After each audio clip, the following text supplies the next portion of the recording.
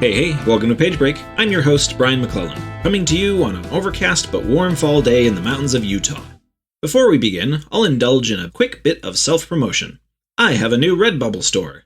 For those that don't know, Redbubble is a service that allows artists to upload their designs for printing on dozens of different media. You can head on over there for matte prints from all of my books, or to get yourself some fancy Powder Mage swag. Additionally, I'm making just one public appearance this year, and that's at Brandon Sanderson's mini convention in Provo, Utah, on November 22nd and 23rd. I'll be there to chat, and we'll have books to sign and sell. Now on with the show. My guest this week is Canadian actor Anthony Lemke. Anthony will be known to American audiences as the character of 3 in the sci-fi drama Dark Matter, and as Coach Marcus Gilday in the college sitcom Blue Mountain State. He has an extensive catalog of parts in television and film, and is acted in both French and English. I ask Anthony for advice on how to read a pilot script, and we talk at length about becoming best friends with insecurity, planning out your life as a creative, an actor's relationship with the writer of a script, and how we try to understand people we may not agree with. Enjoy my conversation with Anthony Lemke.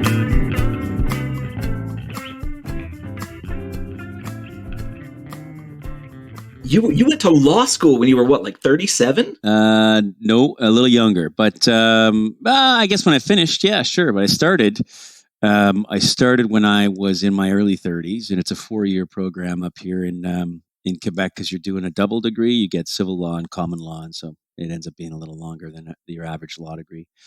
So yeah, it's just something I always wanted to do. And you hit a certain age where you think, I'm not gonna take full time off my life to go do something else.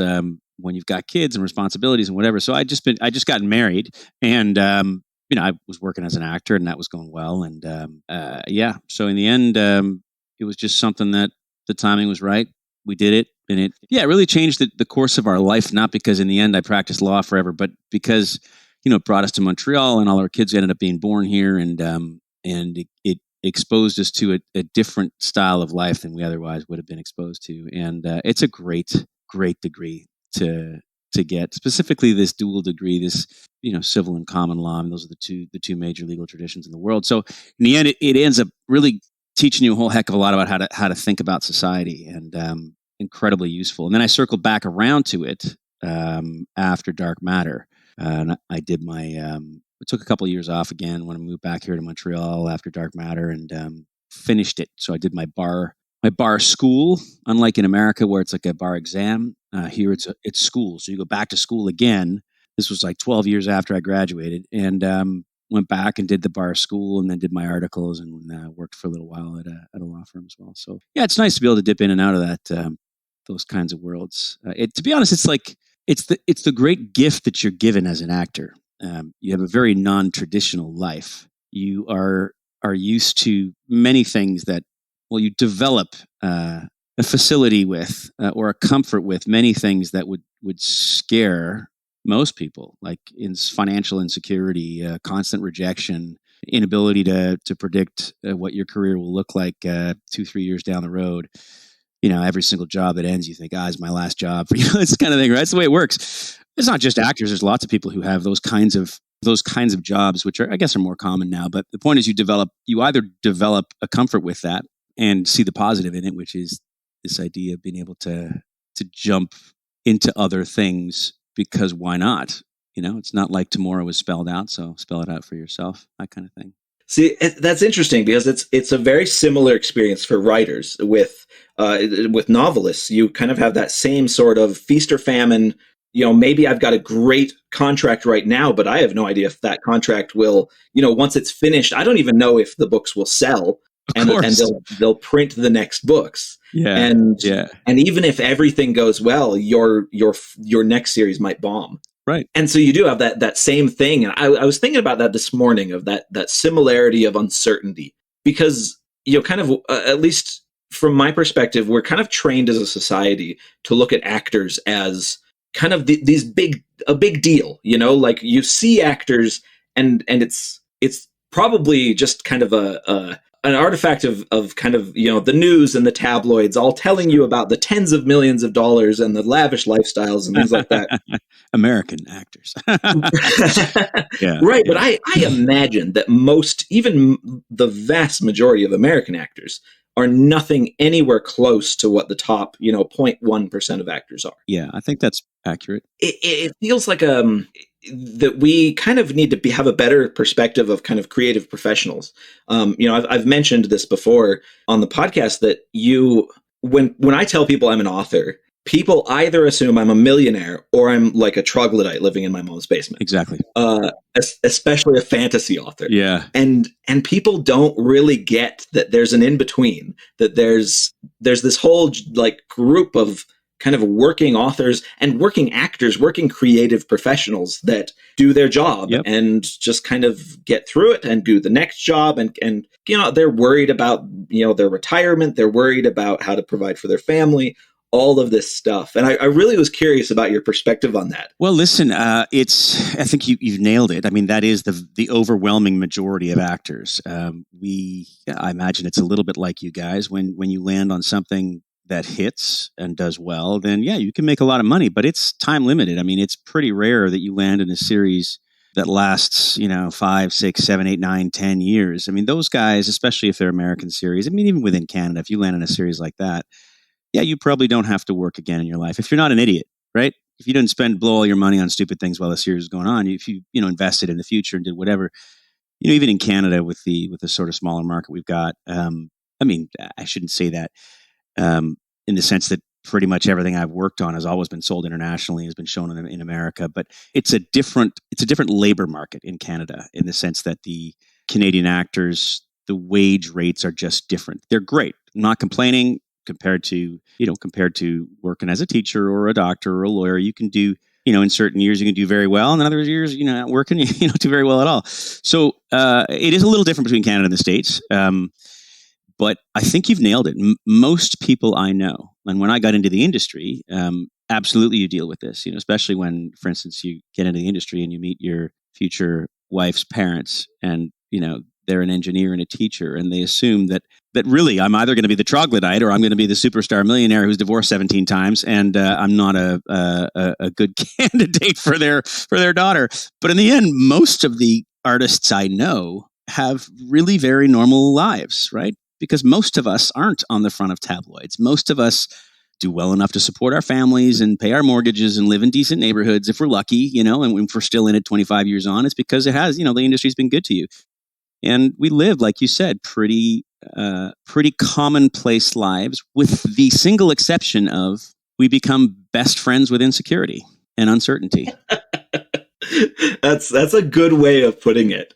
It's, I talk to my buddies, my high school buddies that have normal jobs, and it's weird because some of them look at me, I think, as being a little bit famous and having a very interesting life, and getting to talk to kind of cool people that. Sure, that's fair. Yeah. And others of them look at me and go, wait a second, you don't really have a 401k. You don't have, somebody else. You're not working for someone who takes the responsibility for kind of, making sure you get paid at the end of the week. That's it. And it's, and they'll say to me, are you constantly freaking out all the time on the inside? And yes, definitely I am. Yes. It's like, yeah, sure. Sometimes my books will end up in airport bookstores, and that's really freaking cool that, like that level has been hit, but they're not going to be there next week. Yeah, that's it. I mean, it's, or they might, to be honest, that's the uncertainty, right? You just don't know, right? But it's also, I think it's actually the big gift, to be honest. And it's the part that I would never have imagined if you talk to, whatever 24-year-old me starting out in the industry, what are the things that 51-year-old me would be most thankful for? And it is that. It is the uncertainty. It is the great gift of not knowing where the hell the next dollar is going to come from, or the next mortgage payment. I mean, it's not like we're living hand to mouth. It's not that at all. But that idea of when this ends, there's a big wad of nothing waiting. Yeah. But that big wad of nothing, it's my responsibility to fill it. And I can fill it with anything I want. And that's the amazing gift. And when you talk about 401ks, okay, I don't have one, right? And I remember early in my career, the acting coach with whom I worked when I hit it, like when I started working regularly and getting leads, that acting coach, when I landed my first lead, which was in this RoboCop miniseries, playing the son of RoboCop, I run into him on the street. At that point in time, I still had my Joe jobs, right? Because how else are you going to pay your bills? And I'm like, dude, I just landed this great gig. It's awesome. I'm playing RoboCop's son. Are you kidding me? It's the best. And, he'd seen the challenges I'd gone through as an actor because I worked with him before every single audition. I just wasn't booking, and all of a sudden, bang. And he didn't say congratulations. He didn't say that's awesome. He didn't say what's the series. The first thing he said to me was, what are you going to do with the money? That's it. The congratulations came later. And he was like, don't be an idiot. What are you going to do with the money? Yeah. And those kinds of guys really framed the industry for me and the opportunity that you have. And the opportunity is, I don't have a 401k. I got to be my own 401k. I got to say, all right, well, at some point in time, I'm going to work a lot less than I'm working when I'm 25 to 45 or whatever. That's just the way the industry goes. And at some point in time, I'm going to need that 401k. And what is it going to be for me? And I've always had a pretty clear idea of how to try to do that. And that's been a really stimulating and fun, exciting part of my life as well, that I spend a lot of time working towards, including this whole law thing and whatever, where I was able to work at a real estate law firm and then parlay that into my own development company. And I do that as well. And that's super exciting, really stimulating, a lot of fun. Being a property developer in this part of the world, it means a lot to me, where I spend a lot of time. And it's something that doesn't require daily and immediate attention when you're, land accumulating, doing whatever, but it requires consistent and long-term attention. And it's the kind of thing that meshes really, really well with, like I just shot the Hardy Boys this summer, which was really cool, playing Fenton Hardy.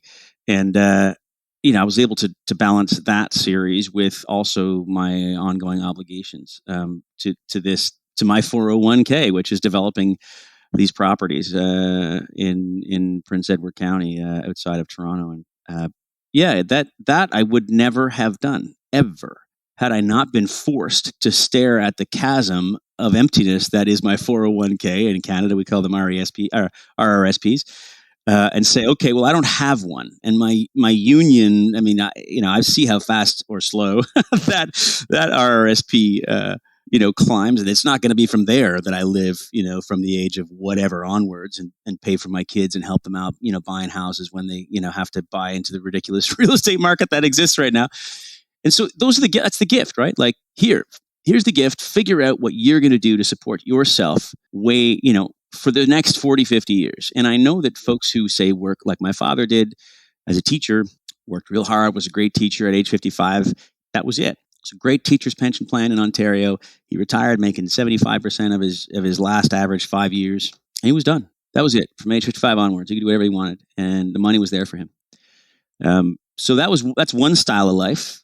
But having seen him go through it, I'm thankful for the gift of uncertainty and the gift of self-reliance. I really am. And, I don't know how it's going to turn out. We'll find out, right? The development game is...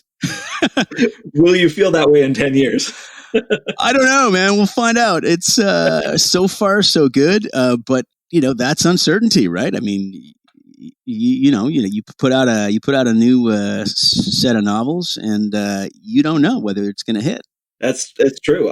I'm right now, about 7 months away from my next series starting. Okay. And honestly, I have no idea what it's going to do. Like, the companies, the publisher has invested in it, and I put all of my heart and soul in it. But what the crap? I genuinely don't know if it's going to hit the Times list, or if it's going to just totally fizzle out and disappear. And it's, it's that uncertainty. Sort of fire in a bottle, isn't it? Like you must have a bit of a sense, though, because you've been in this for a little while. You've achieved, as you said, a level of success that some of your friends would deem enviable. And, for many people starting out their careers as writers, I would say that they look at you and go, damn, if I had that, I'd consider myself a success.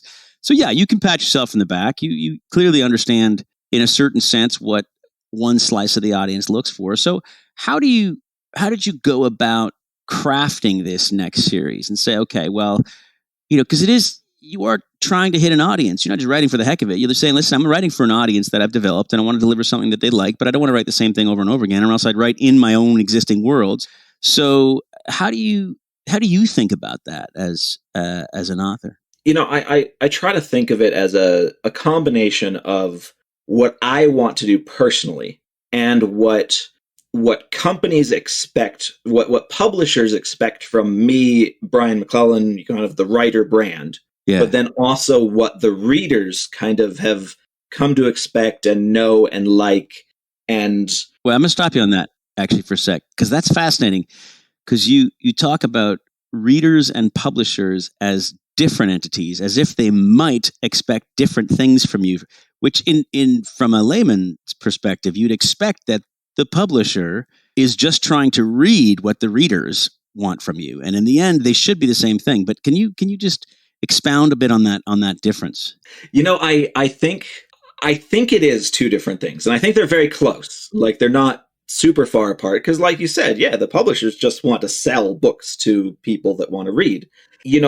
So I kind of made my bones with the Powder Mage series, which is basically, it's military epic fantasy, kind of Napoleonic, very Sharps rifles meets magic kind of thing. And when I finished it up, I loved working in the universe, and I'm working on a novella in the universe right now just for fun. I still love it and everything, but I look back on it and I think about, okay, what would I have done differently if, from an experienced author's point of view, what would I have changed? And so I kind of look back at it and I go, okay, what does a publisher see from that? Obviously they see the sales numbers. They see, what kind of fan engagement I get on social media, that kind of stuff. And then I try to look also at what kind of the reader looks at, because the publisher has a very top-down view of all of the various, marketing factors and all that junk. But a reader, they're just going at it from just themselves and maybe the few friends they've talked about the book with. Sure. And so they're kind of coming into it. The publisher wants a consistent product, that they're going to sell. But a reader they want, a couple of, they want quirky characters. They want the fun sidekicks. They want, the super badass point of view character. They want, development. There's so much stuff that's moving around in kind of a reader's head that a publisher, your editor will think about those things, but the publisher themselves, the company putting out your book, they don't think about those things. Most of those people haven't read my books because, they put out dozens or hundreds of books a year. Yeah, that's a famous thing in the industry that nobody in the movie industry, television industry has ever seen anything, right? They're like, oh, you were in Game of Thrones. Fantastic. Wonderful. They don't know that you were in Game of Thrones on one scene riding a horse and you got shot. But they see Game of Thrones. They're like, oh my gosh, bring that person from Game of Thrones in. I mean, literally, it's like that, right? It's a bit of a exaggeration, but I'm going to venture not much. No, I don't think so. No. And so, there is that kind of, there's that separation. There's the three different entities that are invested in me. And I'm only one of those three. Yeah. And so I kind of have to figure out the balance of what tightrope am I going to walk between all of those to make all of us happy. Yeah. Rather than, I could keep churning out the same world and I don't know, I could develop it and I could probably figure out how to be happy with that. But, I think some authors are very happy to kind of, and fortunate to work in one universe or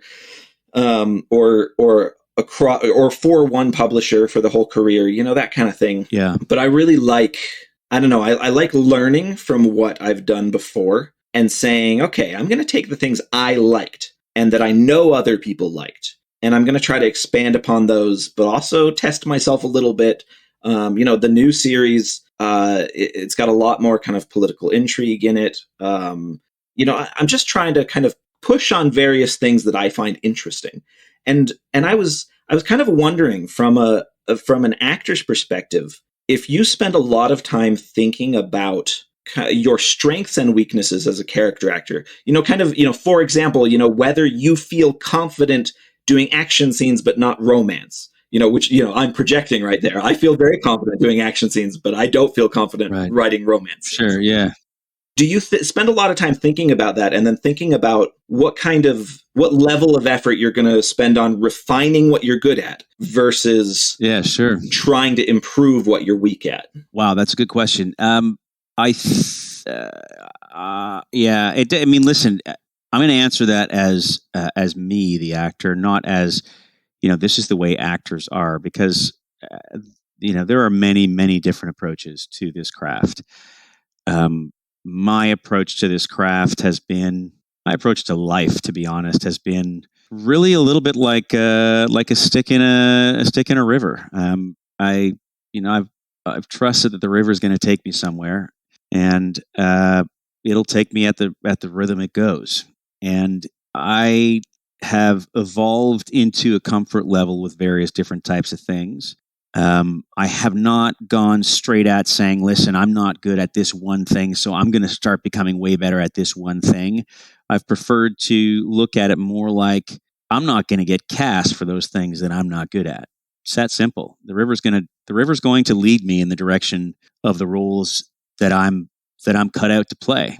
And if I have to force myself into a box to be someone I'm not, the truth is there's somebody out there who's already in that box who's way better at it than me. Nobody can be a better me than me. That's it. And no one can bring what I can bring. My particular set of strengths and weaknesses as a human being and my outlook on the world will craft a character that only I can craft. Doesn't mean other folks can't do it. They just do it differently. So for me, I haven't thought too much about that, but I can tell you that is just because of who I am. Know that there are other actors out there who have done exactly that. Have said, listen, I got to get better at X, Y, Z because this is the kind of thing that I'm going to be asked to play a lot of, and da da da. And I'm not saying that that's better or worse. It's just not the way I've approached it. And maybe I would have had a different career had I gone about it a different way. But that's not who I am as a person, right? So I think the process for me of growth as an actor tracked very similarly to the process of me of growth as a human being, where fundamentally you spend, your 20s and 30s, looking at the self-help books on whatever, Oprah's top 10 or the New York Times top 10 going, which one of these will fix me? And then at some point in time, you realize, no, I don't need any fixing. And it's not because you're perfect, because nobody is. It's that you're good enough, like flaws and all, it's good enough. The world can accept seeing you for who you are. And in the end, that process, again, being an actor gives you a lot of time to think about these things, but forces you into constant failure. And why am I failing? And why am I not getting the roles and whatever? And can I change something? And, if you keep banging your head against the same wall over and over again, either you start to say, okay, well, geez, I really suck. Or you just say, okay, it's who I am. Just let the river take me somewhere else. And, I remember there's something that stuck with me since I was much younger, about 24. I had a girlfriend who was studying to be a doctor at the time. It's not the person I ended up marrying, but there's one thing that always stuck with me. She was learning about the eye at the time that I was there visiting her, and she said, it's an interesting thing that early astronomers learned about the way the human eye works when they were trying to see unassisted stars really, really far. And it turns out if you stare at it, you can't see it, but if you look beside it, your peripheral will see farther than you can actually see by staring straight at it. And I'm positive she didn't know that would stick with me, and why it stuck with me, I think probably is just because in the end, it spoke to something innate with who I am. I mean, heck, I've had this thing right here. I'll show it to you, what I've had on my somewhere in my house, on my desk, on my mantle for my entire life since I was since I started living on my own, started becoming an actor. And this is what it says. It's in French. Oh, man. I'll read it. Okay, yeah. That's not going to help me. No. Si l'on sait exactement ce que l'on va faire, à quoi bon le faire? Which translates to, if you know exactly what you're going to do, then what's the good in doing it? And so, I know this is probably a bit of a meander away from the question that you asked, but fundamentally it does drill back around to that idea of how do you approach things that you are or aren't good at, that you're consistently being asked to do. And And for me, yeah, it's really been that idea of letting the river guide you, and having experiences, doing them, and not really knowing why you're doing them, because in the end, that's the excitement. That's the learning opportunity. So I think that's a very cool perspective, and it goes back to what we were talking about of looking at failure, or looking at the blank slate of the future not as scary, but as opportunity. Yeah, and I think that's terrifying to a lot of people. Yeah, it was terrifying to me. Sure. I think sometimes it's terrifying to me too. And it's interesting that you kind of have to, it's almost like like how, you say a drunk person falls off of the third floor of a building, and that they might actually walk away undamaged because their whole body's limp, You're just kind of, it's this kind of like a letting, like you said, letting the river take you, kind of like suspend your life hammered. There it is.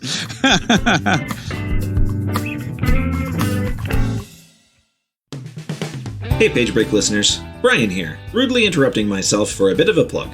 Making a podcast isn't free, and I'm hoping that you enjoy it enough to pitch in a pittance. To do so, head on over to patreon.com/pagebreak, where you can toss as little as $3 a month into the tip jar, $5 a month to get the podcast ad-free and early, and $10 a month to hear your name in the credits and feel a smug sense of superiority. You can also buy my books from your favorite retailer, or direct from my website. Thanks to everyone who contributes. Now back to me.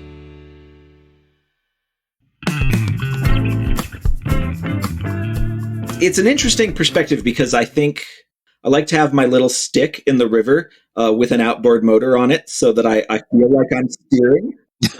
So you could actually guide yourself. Sure. Right. Sure. I mean, that's a version of it. I mean, listen, the truth is it isn't what we are taught. We are taught to focus and drive and commit and all of those things. And I don't doubt that had I done all of those things, I would not be who I am today. Would I be a more successful actor? Would you see me on the cover of every magazine? God knows. That's the door I didn't walk through. But I can tell you that there are many doors that I did get to walk through because I wasn't that person. And the doors that I have walked through, I'm proud that I walked through them. And I'm grateful and I'm thankful for every single one of them. They haven't all turned out great, tell you that much. Nothing ever does in life. One bats 1,000, right? So what I've been able to accumulate up until now in terms of doors and experiences and all that stuff, I'm incredibly grateful for. And it's largely this notion of letting the river take you there, and being, while it's taking you there, you got to do something. You got to be active. You got to prepare yourself for where the river is going to take you.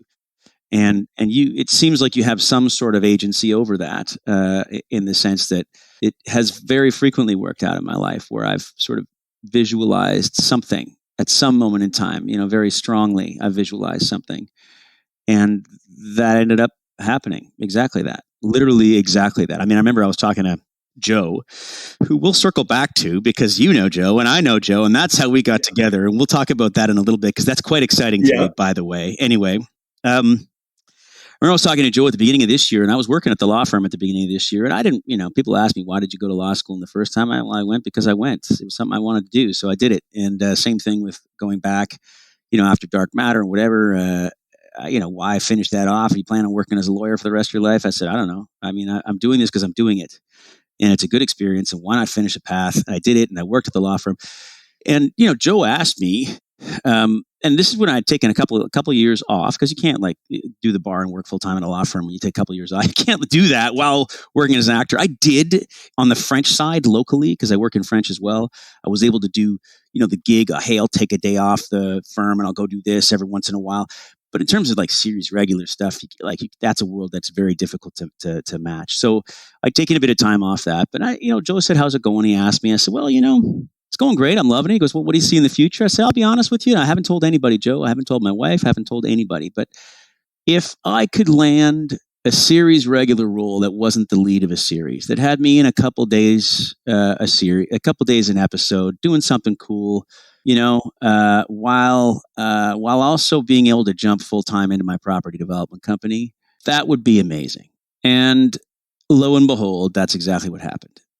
Cut to literally a month and a half later, and opportunities came by on both sides. Like where first I jumped into my development company, and that's just because the little lady whose property we needed to complete the land assembly was ready to move at the right time, and now we needed attention on that property, and so I had to jump into it. And then the day that I was packing my boxes at the law firm, I was literally putting the family picture in the box. It's that whole thing. My phone rings and it's my agent. And she says, "You've got an offer for a series."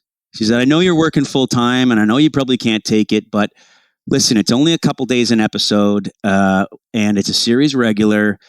And do you want it? It's on the Hardy Boys." And I was like, "You don't understand how much I want that. I think that would be like literally almost perfect because it allows me to balance absolutely everything." And this has happened to me a couple times in my life. Very few, because it doesn't tend to coalesce, right? Where you have a really strong vision of, no, this is where I want to be in 6 months or a year. Specifically, as you might understand from the way that I think about life, that if you're in this river, it's taking you, right? But every once in a while, it crystallizes. And whenever it's crystallized, yeah, it tends to happen, which is weird. Don't ask me why, right? It's the river. Yeah. I didn't do anything to get that call. It just came because of a guy that I'd worked with. In fact, you want to know how it happened?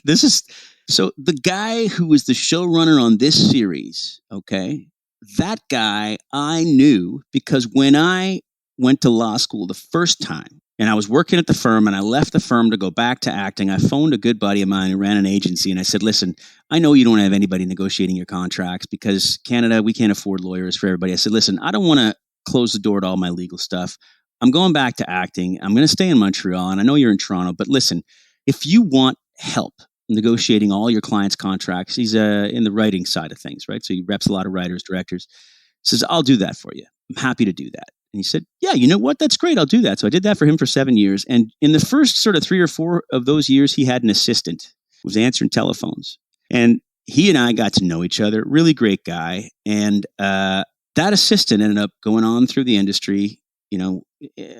For those of you who don't know, a television writing room's a whole heck of a lot like a corporation or maybe something like the military where literally you can work your way from the mailroom on up, right? Like that's just the way it goes. You can start off as like a story coordinator who's basically just a glorified assistant running around handing out copies of the scripts and making sure everyone's commenting on things. And then you move to like the story editor where you get to, read things and make. Yeah, the point is, I won't belabor that. The point is he started off and he worked his way up and this was his first gig show running. And he remembered, because I'd worked with him over the years, he remembered we had a good relationship and whatever, and he needed a dad to replace the guy who had done the role in the first year of the series. And he said, "Why don't we bring in this guy? I know this guy. He's a decent guy and I think he'd do a great job." And that call came out of the blue when I was packing my bags to leave the law firm. Not thinking that I was going to go 100% back into acting, but then it came in and lo and behold. So it's these weird things where the river takes you. Well, and it's an interesting kind of inside perspective of how kind of these creative industries work, because I think you can make the assumption that, the brilliant writers, the brilliant actors, the brilliant creatives always rise to the top. And I think that there's these levels that a lot of people don't understand, is that it's not just about what you produce at the end of the day. It's about, are you fun to work with?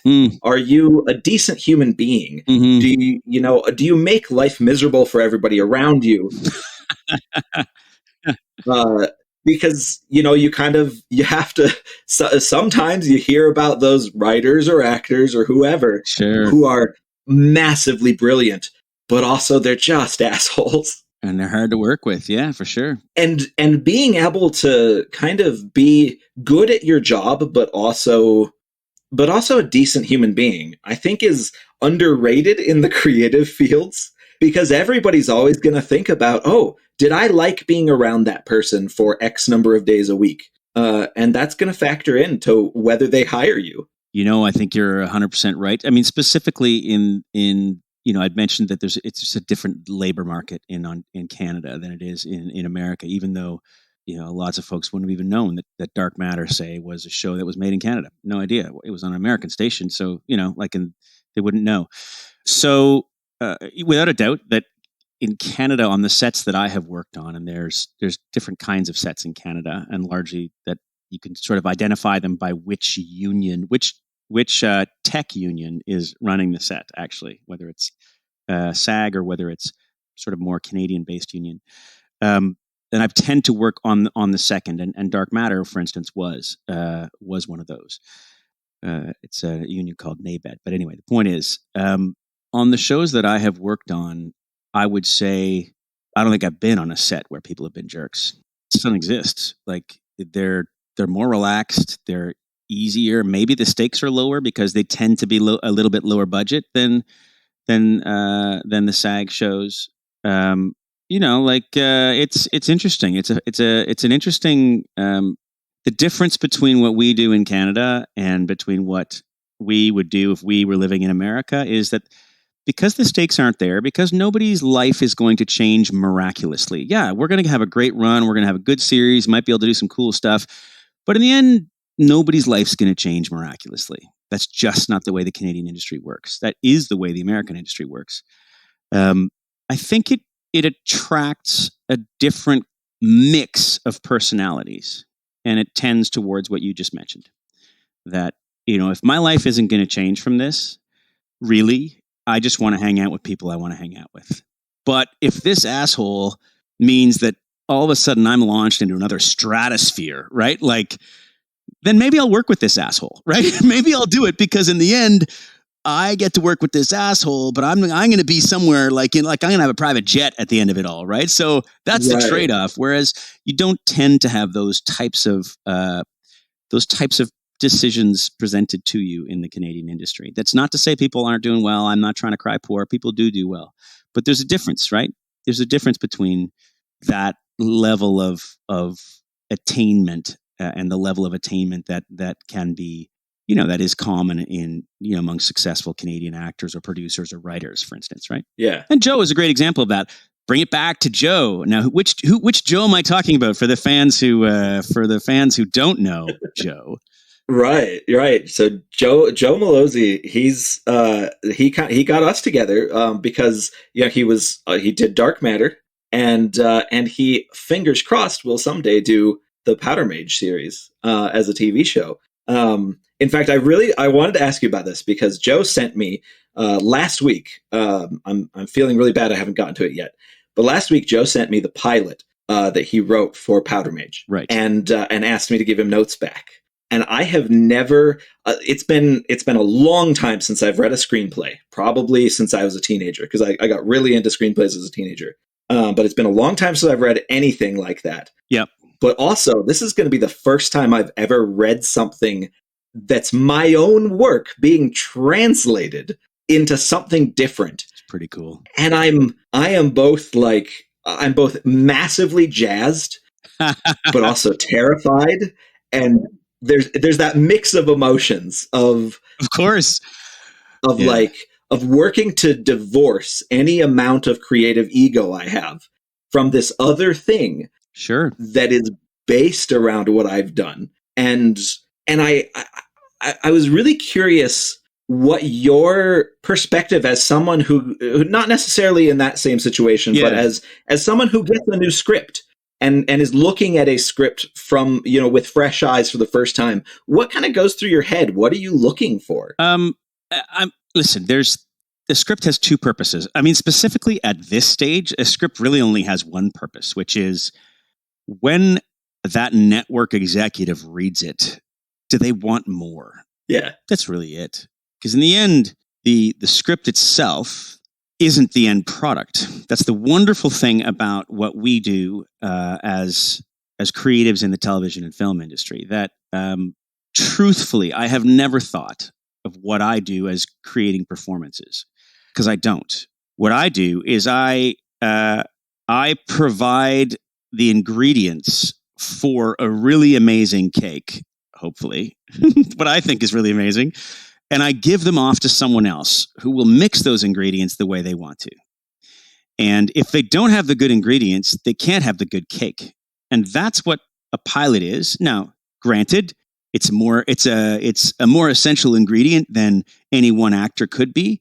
But in the end, it's this television production is this incredible array of creative people, all of whom are contributing ingredients to this cake that you hope will be amazing, that you hope everyone will want to eat.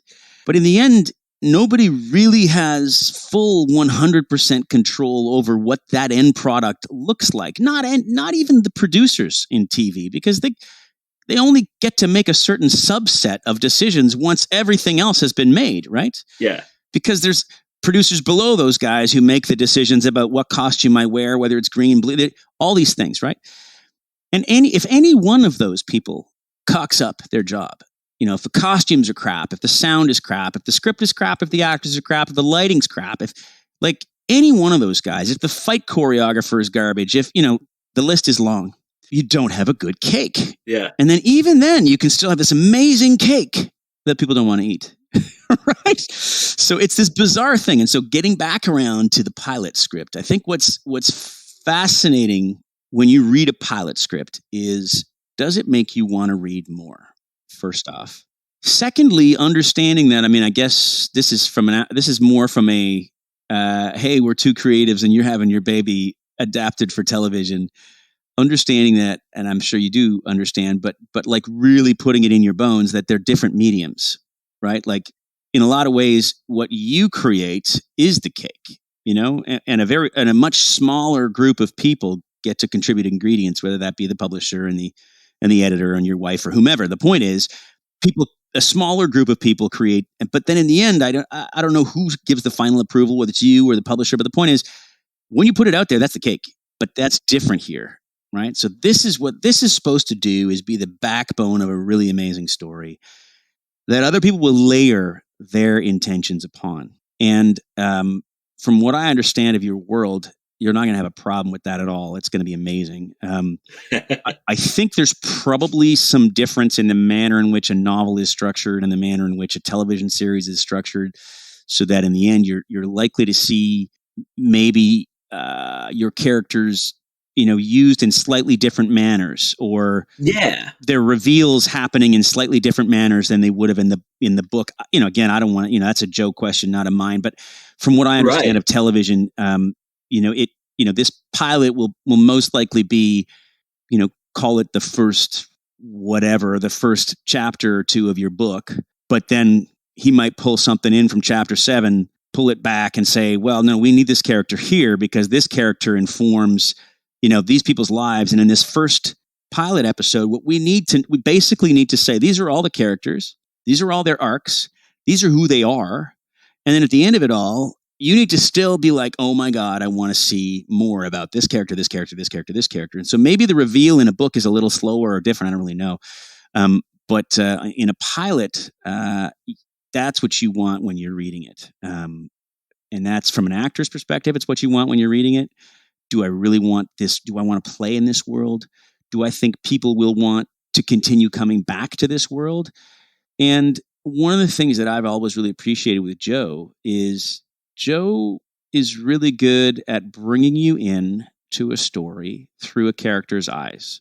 Now, from the average audience's perspective, from the average reader's perspective, you would assume, okay, these are the heroes or the anti-heroes, because these are the eyes through which I am seeing this story. But what he's pretty good is subverting that. Like, he's really good at subverting the expectations that the audience has. And all of a sudden the heroes are doing things that you're like, heroes don't do that. Now that's complex and really fascinating and really interesting. And now I want to see more. And he's been very good at that throughout his entire career, and was very good at that in Dark Matter. And I don't know whether that's going to ripple through in your book, but it'll be interesting to see.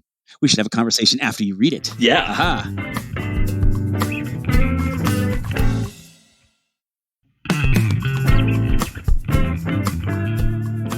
I think Joe and I actually really clicked on that, because I kind of grew up reading this classic epic fantasy where from the kind of the 80s and 90s, where all the good guys are good, the bad guys are bad. It's very straightforward sort of stuff.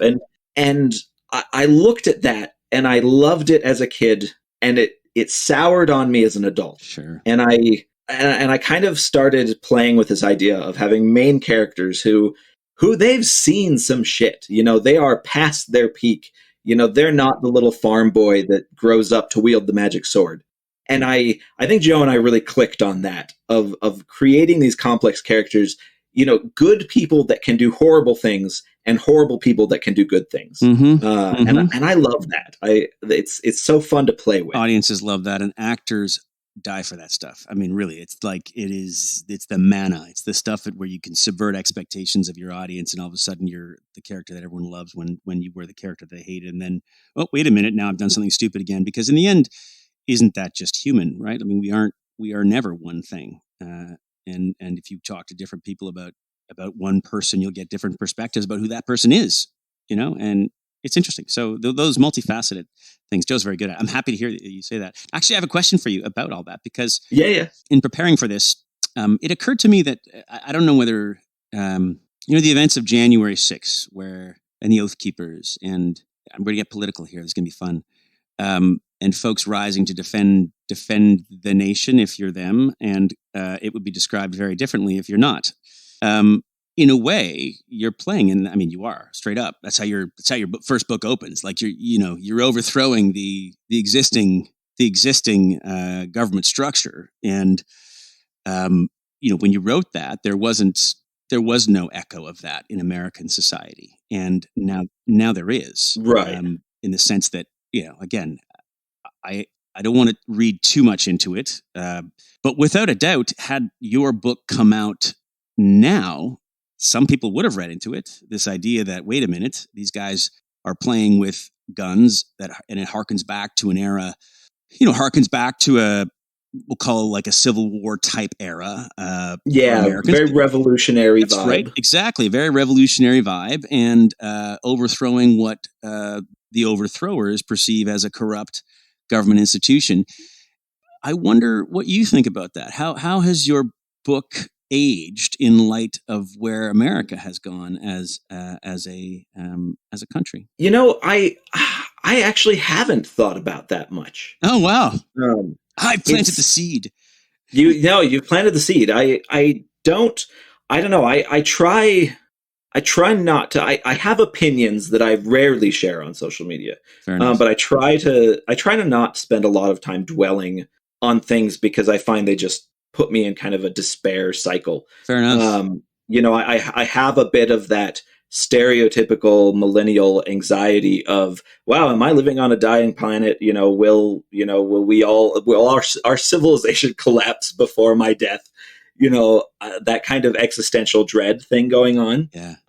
But if I engage with it, I'll be miserable. So I try. Fair enough. To. Yeah. But yeah, I think I do. Occasionally, I will get like a piece of fan mail from somebody who reads my books very differently than the way I read them. Sure, of course, that's art, isn't it? And oftentimes it'll be a bit of the gun-toting right-wing sort of feel, and I don't agree with that, but I spend a lot of time trying to examine perspective and trying to understand where people come from, what factors created their opinions, even if I don't like them, even if I think they're abhorrent. I still try to think, okay, what built this? Because these things aren't created in a vacuum. And I don't know, coming to it from my books, maybe there's something subconscious there of me backing slightly away from the military aspect in my new series, which it's still very much there. I mean, the fans that got into my Powder Mage books they're gonna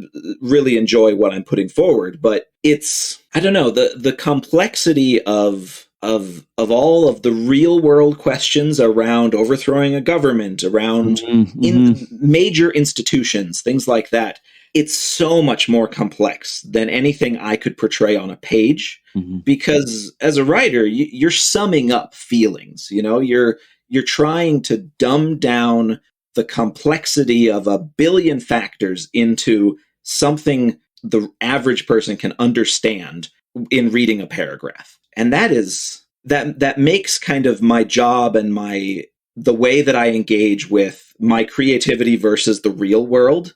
That's tough. And like I said, I guess I try not to think about it too much, because maybe it's a little overwhelming. Yeah, I bet. Well, particularly because, listen, you didn't write it in a context. Yeah. And I wonder if what you wrote would have changed had you been writing it now. Mm-hmm. Listen, you're not the first. You are hardly the first creative storyteller in America to write a revolution story. Right. All right.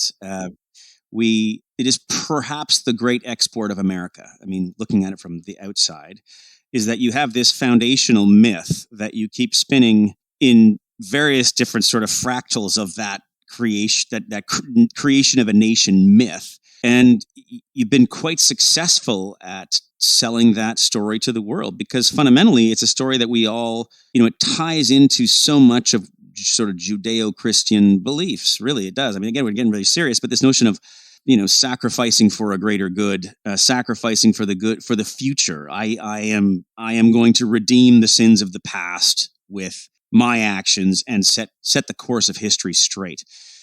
It's fascinating and interesting. And I can tell you, Canadians, we are, if there's one fundamental difference between our nations, considering how close we are on most things, it's that our foundational myth is ultimately boring. Our foundational myth is a bunch of dudes sitting around at a table negotiating a contract and compromising. I mean, literally, that's the foundational myth. It's, listen, if we don't get together, we're going to get eaten up by the Americans. We don't really want to get together. I have a burning desire to, me as a French person to hang out with you as an English person, but the alternative's worse. So let's hammer out the best possible deal we can, protect ourselves from each other, and let's just see if we can make it work. I mean, literally, that's our foundation myth. That you try spinning that into a global set of stories and movies, and impossible. But what's so fascinating to me about the American foundational myth is how often it is retold. It really is. And it's interesting because you offered something up there that I wanted to pull on, the idea of sacrifice. Because I think everyone is willing to sacrifice for a better future, but it's what they are willing to sacrifice and what future they're looking at. You look at certain people and what they're willing to sacrifice, their bodily harm. They're willing to lay down their lives or be injured or anything, but they're not willing to sacrifice, a portion of their income, or the opposite. The very opposite is, some people look at, what do I sacrifice? Okay, I sacrifice some of my income. I sacrifice some of my time, but I would not fight in a war. Right. Not a chance. And so you have these various perspectives of what people think of in terms of who they are, who they want to be, what they would give up to make the world better in their perspective, to the future generations. Yep. I think about perspective like my Powder Mage books are very influenced by kind of the French Revolution and that whole period of time. And if you went to 1820 and asked a British person about Napoleon, he's the Antichrist, but looking back on it, I think Napoleon's admirable in a lot of various ways. And, clearly he went nuts.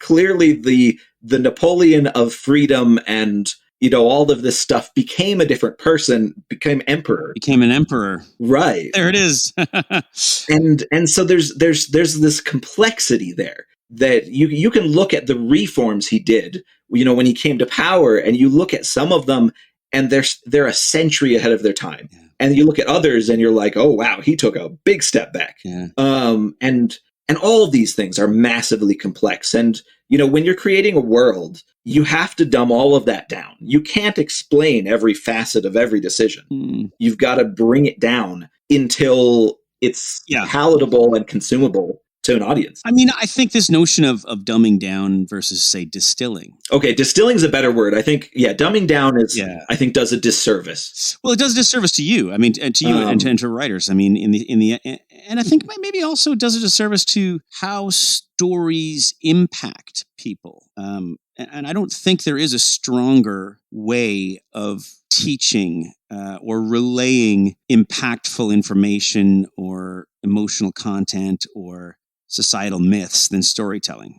I mean, it's been around forever. It's not going anyway. What is it? We tell 7 stories over and over again to ourselves. In a way, what you're doing is you're saying, listen, there are a set of facts. These set of facts are incredibly complex, but they fit within our storytelling, within a storytelling framework that you will understand, that will be impactful to you. You will internalize it, and then you will learn from it and move forward. And I think that's the process that tends to happen in this distilling or dumbing down. It's in order for us to be able to emotionally connect with something that's very difficult to connect with if it's overly complex, and we don't tend to learn from overly complex things. Well, and in our real lives, all of these feelings are met with emotion. Yes. We all have a emotional response. Even just you saying, the January 6th events. Yeah. That will create an emotional response in most of my readers, yes. or listeners, readers and listeners, in one way or another. Yes. And so I like what you said about that way of taking all of this stuff and putting it into a story and getting it to be relatable in a way that people can digest, because it takes the emotion of your real life out of it, mm-hmm. and lets you kind of see a different perspective, maybe, or maybe just digest things in a different way without kind of, like a hardening in the pit of your stomach that you might get from, even things as personal as understanding your alcoholic aunt, whatever. Sure. Yep. It kind of changes the way you look at things. I was really curious what your relationship as an actor is with the writer. Is there a relationship? Because I imagine oftentimes you don't even speak to the writer. Yeah, that's true. And I'm very curious how you feel about the writer of the scripts that you get given. Yeah. So, I mean, essentially, for those who know the industry a little bit less, the higher you are up on the call sheet to number one, the closer your relationship is with the writer. If you're, number 17, you're coming in, you got it, whatever, you're not going to go in there and start saying, hey, listen, about my character, I thought, no, just get in there, say the words, move on. Because he's got 16 people who are more important to you, basically to the telling of the story. And so, if you are someone who's fairly central to the to the nexus of what the story is, right? So call it a series regular. But even within that, there are series regulars that carry more of the story burden than others. The relationship of the actor, if you're lucky enough to be in those top 3, 4, 5, 6, it's one of a collaborative employee in a way, right? In the sense that, he's the boss, his say goes in the end. He's not the only one whose say goes. There's the director and the producer. There's many other people whose say goes. And sometimes, honestly, you'll literally get conflicting. You'll be like, the producer will call you in his office like, listen, I know the writer wants X, Y, Z, but, and you're like, okay, great. I'll just give, in the end, like I said, I'll give you a couple versions and you guys decide whatever the heck you guys want in the final. But then, you can go in there, like with a guy like Joe, especially, you can say, listen, like 3 is a really good example. If you've ever watched Dark Matter, and for those of you out there who watch Dark Matter, Joe had a direction he was going with that character. I loved that direction. It was amazing. And then I had input on what I thought was fascinating about that direction. And if that input speaks to the writer, then, they'll filter that through their understanding of the show and you and whatever else. And it can sometimes affect what the end product is, in the most basic and simplistic way, writers, because unlike a novel, which is written, then it's put out there, most series in English Canada, anyway, French Canada is a little different, but most series in English Canada are not all written and then shot. They write an episode or 2 and then they shoot them and they see who they've got and they go, oh, this actor's really good at X, but he's not so good at Y. So let's write more X, right? Or these 2 characters have a fantastic chemistry together. They weren't supposed to be together in a lot of scenes, but man, we got to find a way for these guys to be together because fundamentally, I just love watching them on screen together, right?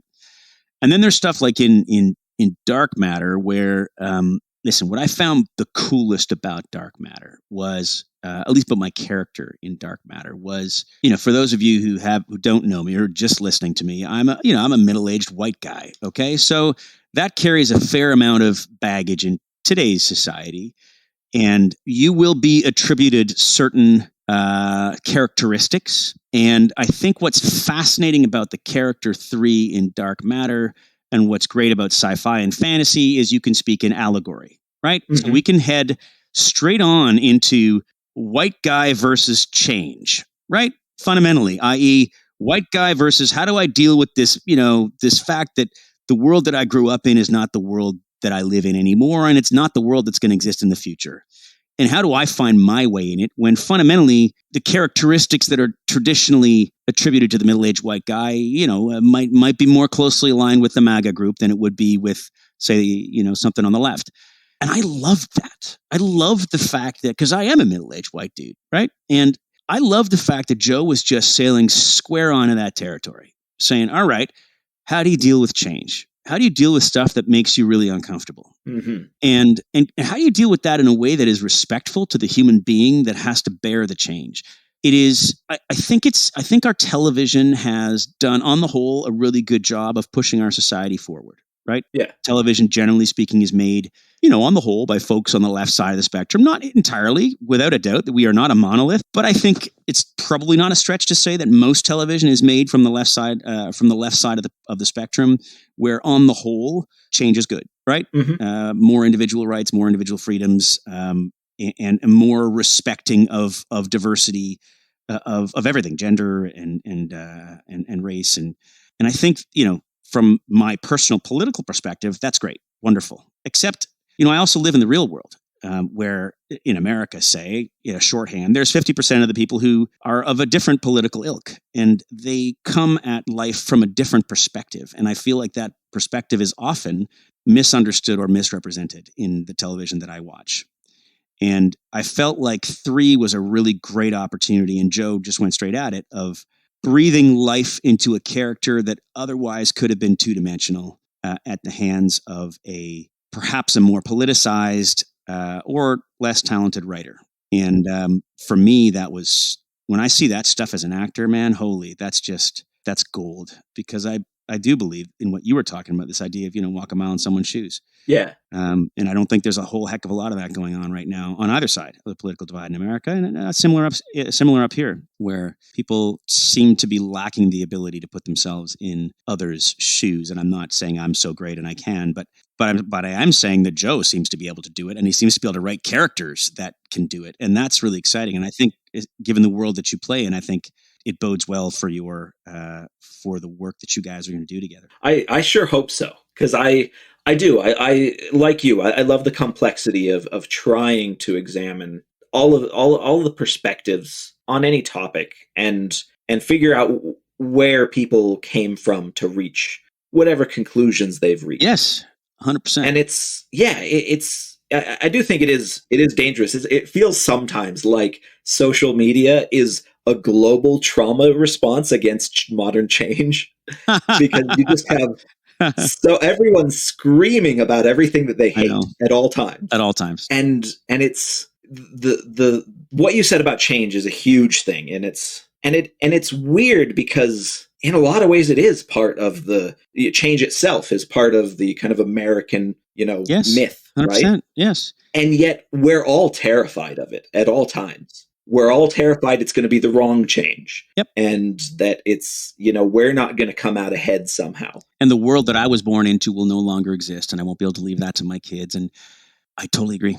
And the irony is, for those of us who are children of immigrants, we created that change, right? Right. Just by the act of my existence and my parents coming to Canada, it was no longer the country that it was prior to my parents' arrival. But yes, continue. Sorry, I interrupted there. No, that's great. I mean, and America, one of the strange, weird parts about our kind of our historical myth is that we just took everyone from everywhere. Yes. And built something better out of the different parts.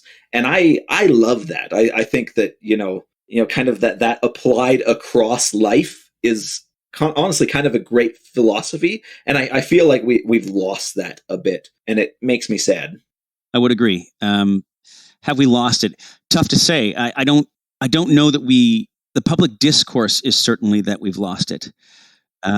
Although I'm less convinced that the positions are as ossified on either side as public discourse would have you believe.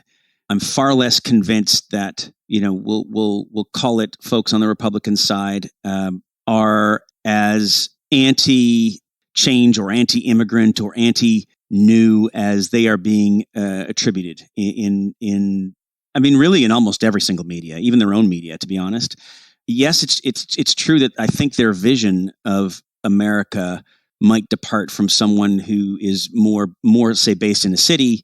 Democrats tend to live in cities a little bit more than Republicans do. And to be honest, the divide is similar up here in Canada. But man, just go live in, you live in Utah. I don't know where you live in Utah, but we did go live in the country for 5-6 years, and I'm not from the country. And you go live there and you meet people whose experiences of the government are very, very different than yours when you live in a city.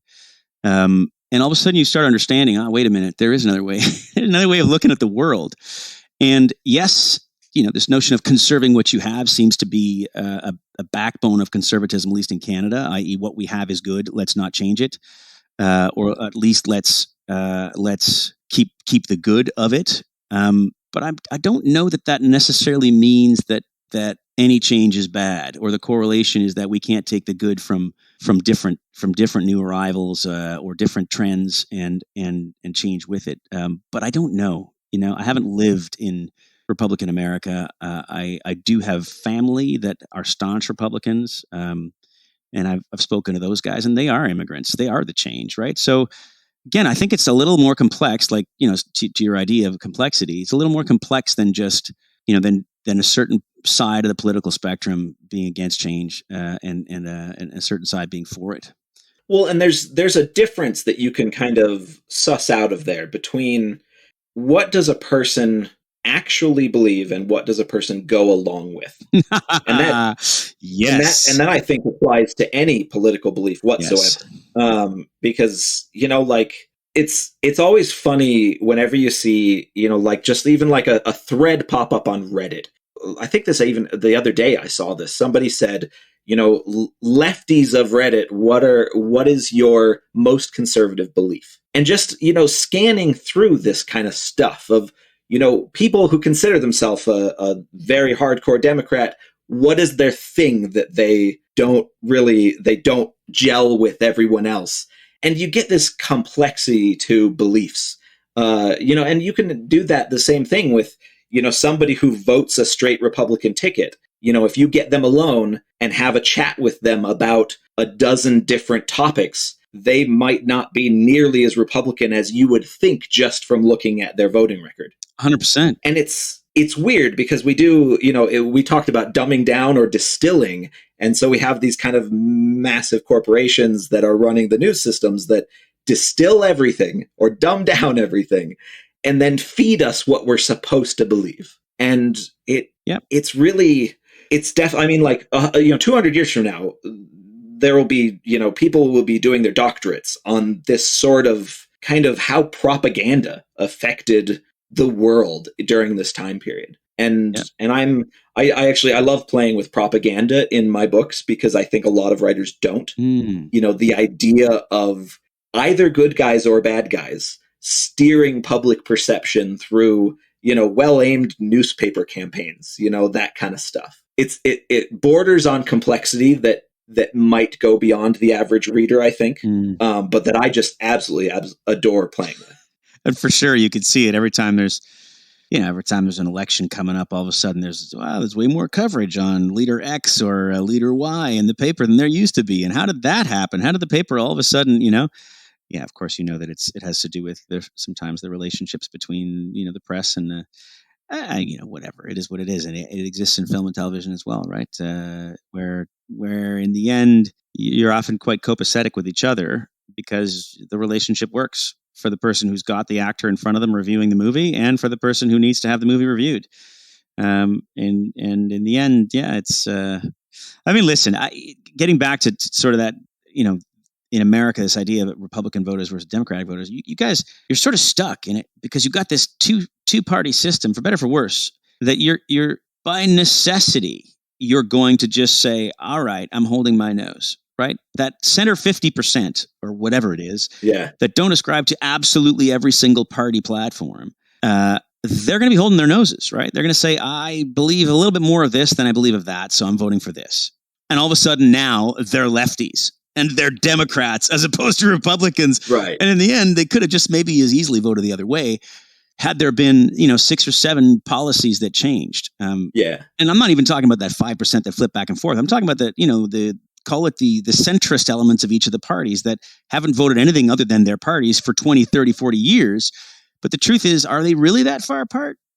How much of the Republican Party platform are they going, yep, 100%? Probably not. There might only be a small 10% of the or 15 or 20, I don't know what it is, that is really 100% either Democrat or Republican. And yet in the end, it's almost tribal over there, isn't it? In a way, right? Which is a little different than up here. Yeah. I joke with my friends that when I lived in Ohio 10 years ago, I would have been considered a bit conservative. But when I live in Utah, I am a bleeding heart liberal. Of course. There's I didn't change. No. It's kind of what's around me and the perspectives of the people. And it's a weird place to be at when you don't really hardcore consider yourself something, but you kind of are very aware of what other people think about your personal opinions. Well, as a public figure, I imagine, especially someone who actually story tells, I imagine people do care about what you have to say. During the last election, is that something that played on you? Did you think about that? Were you on social media, for instance, or in any of your media, say podcasts or whatever, were you commenting on the election? No, I think I made maybe one post in the 2016 election and one post in the 2020 election. Wow, i.e. go vote, something like that, right? Yeah, essentially. I don't think I make it a secret, kind of in the end, kind of what I believe in. But also, I don't really want it to be my public figure. There's a lot of writers and a lot of actors who make that part of their brand is this is who I am, and this is my political stance, this is my religious stance, this is everything. And it's not you. And, I'm a fully formed person, just like any of them, but I don't necessarily want the public to really know that or care about that when they're reading my books. Fair enough. And I think, I don't know, and sometimes I think maybe I'm a coward, for that. Maybe I should have more strict online beliefs. And other times I think, you know what, I already have a problem with anxiety. I don't need to be thinking about what strangers online think about me. Yeah, fair enough. I don't need somebody tweeting, horrible shit at me every day because I believe something. Oh, because that will happen for sure.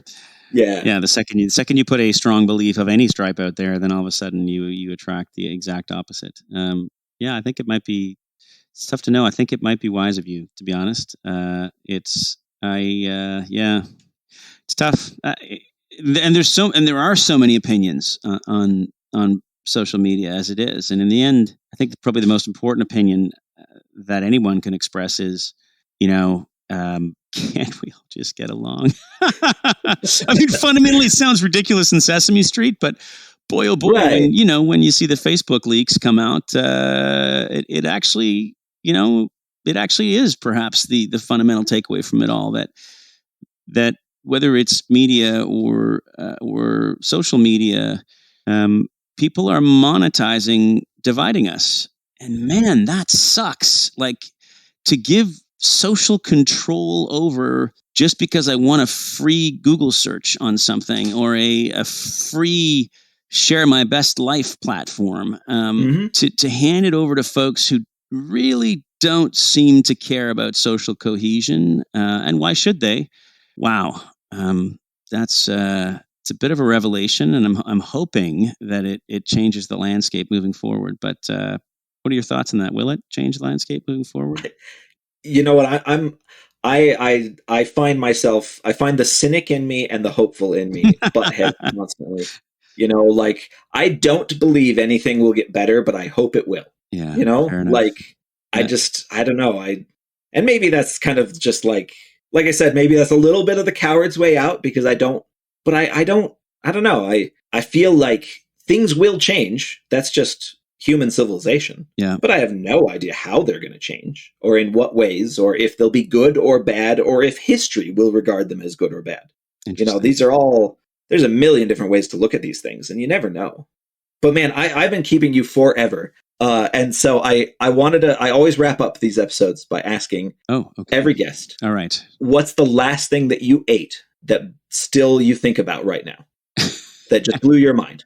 Oh, literally, it's actually quite recent, which is good because I have probably the memory of a mosquito. But I went yesterday with a buddy of mine 2 days ago, actually, with a buddy of mine to his like his heritage town, right? You know, where his grandfather was mayor and he's got all his old uncles and whatever else. And there is now a little bakery in the schoolhouse that was his mother's one-room schoolhouse. Okay, this is rural Quebec. Yeah. And he showed me the pond that he used to skate on as a kid. And no, that's my uncle's house. And that's my other uncle's house. And that's, this kind of thing. And I went to this one-room schoolhouse and I walk in and it's this bakery and it is to die for. And so we had our lunch at the bakery. That was really great.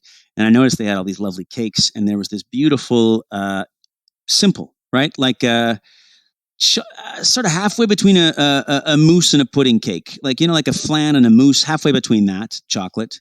With cherries with raspberries sort of on top, and no glazing, no nothing, just the raspberries and a slight dusting of powdered sugar.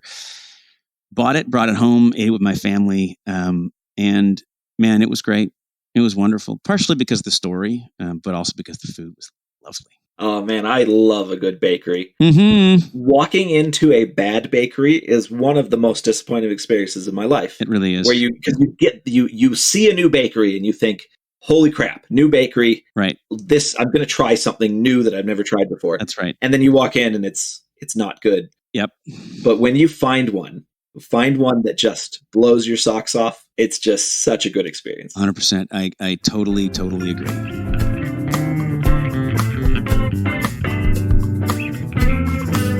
That was actor Anthony Lemke. Thanks again to Anthony for coming on to chat.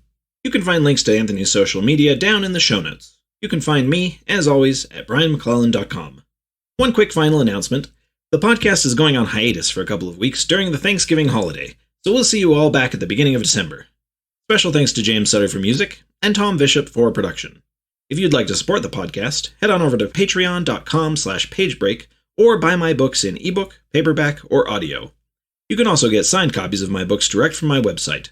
Don't forget to like, subscribe, and leave a review. Huge thanks to Kyle Anderson and Patrick Hunt for their backing on Patreon.